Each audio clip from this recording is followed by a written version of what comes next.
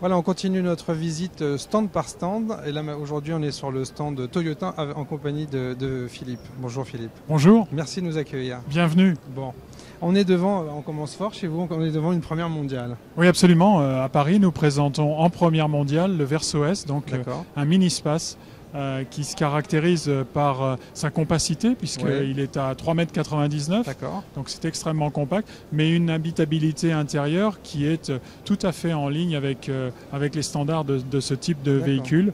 Et puis une modularité extrêmement facile à mettre en œuvre. Comme toujours chez Toyota. Oui, c'est vrai qu'on a inauguré ça avec Verso, RAV4, où on a vraiment la possibilité de transformer la partie arrière de la voiture sans effort avec une simple commande qui est située dans le coffre et qui permet donc de gagner énormément, bien entendu, pour transporter de gros objets. D'accord. Donc dedans, alors, c'est... Donc on retrouve une voiture... Comment dire, elle est très haute en même temps. Hein, oui, alors on retrouve aussi cet aspect que l'on a toujours sur les monospaces, à savoir d'une voiture avec une assise un peu surélevée, ce qui donne une très grande sécurité, je dirais, de perception. On voit plus loin que simplement la voiture qui nous précède, et ça c'est très apprécié. De plus en plus, on disait au début que c'était quelque chose qu'appréciaient surtout les femmes, mais on se rend compte que maintenant tout le monde apprécie de voir un petit peu plus loin que la voiture qui est juste devant soi. C'est psychologique, mais c'est important. C'est plus que psychologique, c'est réellement un facteur de sécurité active, et ça permet réellement d'anticiper tout arrêt brutal devant soi. Et niveau motorisation alors ? Alors on aura deux motorisations proposées sur cette voiture. On aura d'abord un 1,3 litre essence de 100 chevaux et puis un 1,4 litre diesel 90 chevaux. Donc réellement ce qui correspond au gros de la demande dans cette catégorie. On rappelle, elle sort quand ? Alors, Verso S sera commercialisé dès le début de l'année prochaine, exactement fin février. Et donc c'est réellement pour nous un très grand espoir d'ajouter un deuxième monospace dans notre gamme et réellement de répondre à une demande qui est de plus en plus forte sur les petits monospaces. Et on connaît son prix déjà ? Non, pas encore. Il va falloir patienter encore quelques semaines. Une fourchette ? Très compétitif. D'accord, c'est dit. Voilà, c'est bon. Avec ça, on a compris que c'était bien. On se dirige vers le concept car ? Alors là, on change un peu de perspective, puisque là on se projette dans l'avenir. Mais pas si lointain, non ? Pas si lointain, non. En fait, le concept car FT86 préfigure le retour de Toyota dans les coupés sportifs. Vous savez qu'on a un long héritage, une longue tradition dans ce domaine, en particulier avec les Toyota Celica. Et donc là, on revient avec une voiture extrêmement compacte. On est à 4,16 m de longueur. C'est une voiture qui a réellement, dans son architecture même, des gènes sportifs, puisque c'est un moteur central avant, mais c'est une propulsion. Donc la transmission du mouvement se fait aux roues arrière. Donc une voiture qui promet vraiment un très très fort plaisir de conduire. Et puis les pilotes ont envie de dire c'est une vraie voiture quand c'est une propulsion. Exactement.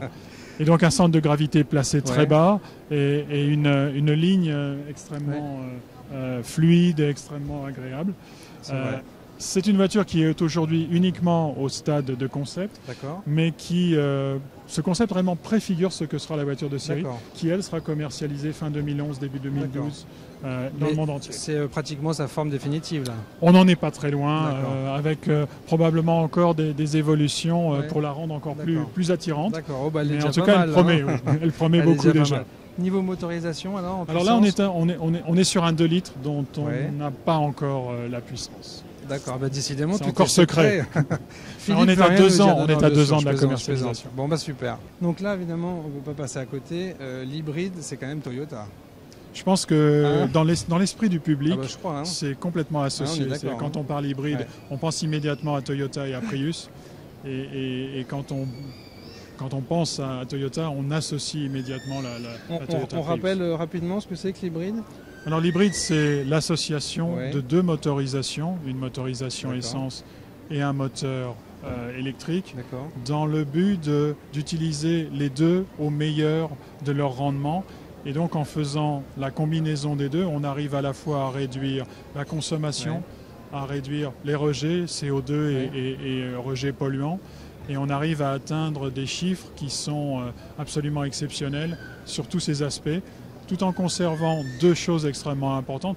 Le plaisir, l'agrément de conduite, ça c'est la première chose.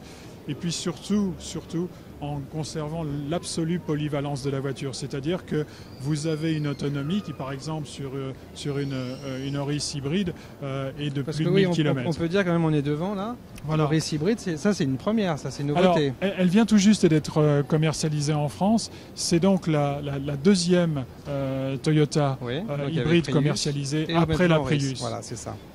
Elle a une différence fondamentale par rapport au Prius. Prius était une voiture qui immédiatement était identifiée comme une voiture hybride, puisqu'elle n'existe qu'en hybride, et que d'autre part sa ligne est une ligne réellement très personnelle et très spécifique.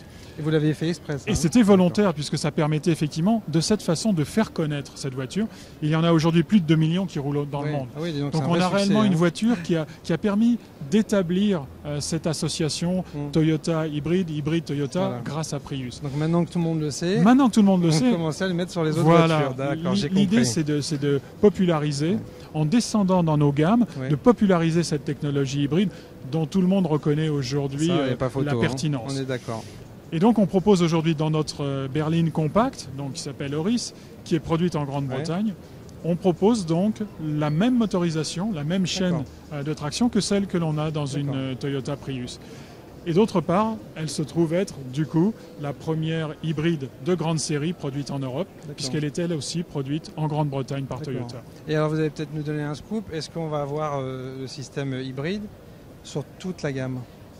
C'est plus qu'un scoop, c'est une réalité, puisqu'en fait on a déjà annoncé que dès l'année 2012, c'est dans pas longtemps, dès l'année 2012, notre usine Toyota de Valenciennes produira un petit modèle hybride, donc qui sera un nouvel ajout, et là encore toujours dans la même idée de proposer cette technologie au plus grand nombre. D'accord, donc l'hybride accessible à tous. Voilà, l'hybride accessible à tous, et de pouvoir donc de cette façon généraliser complètement l'offre.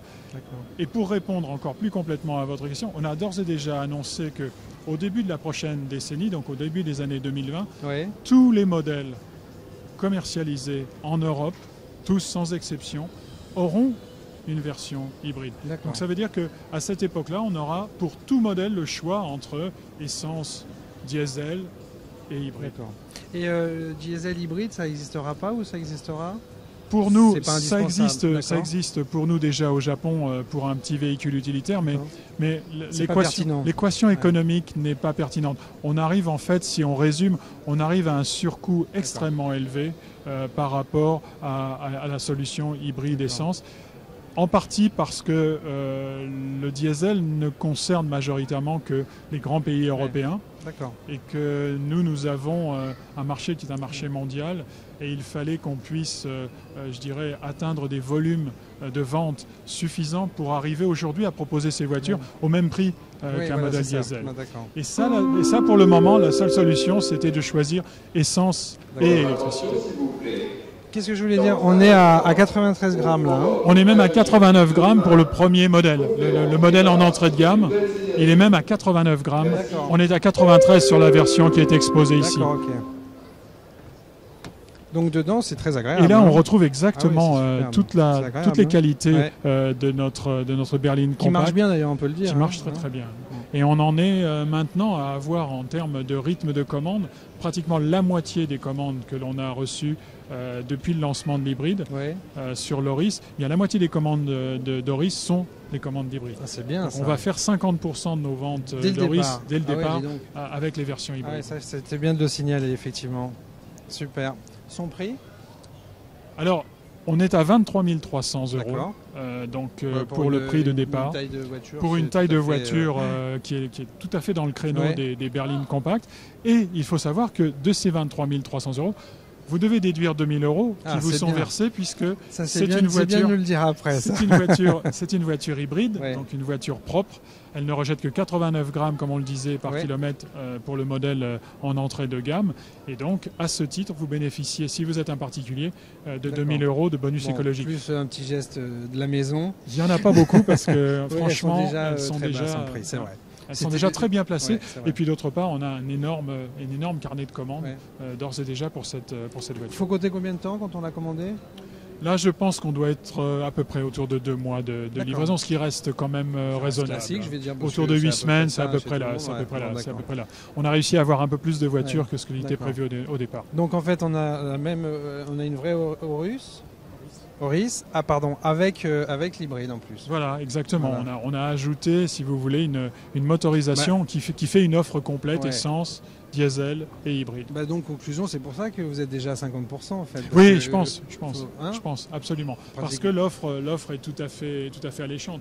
Et la voiture se trouve dès son achat être moins cher de 1 300 € exactement que l'équivalent, et là c'est facile de dire parce que la même voiture, exactement la même, existe en diesel, elle est 1 300 € moins chère que la version diesel.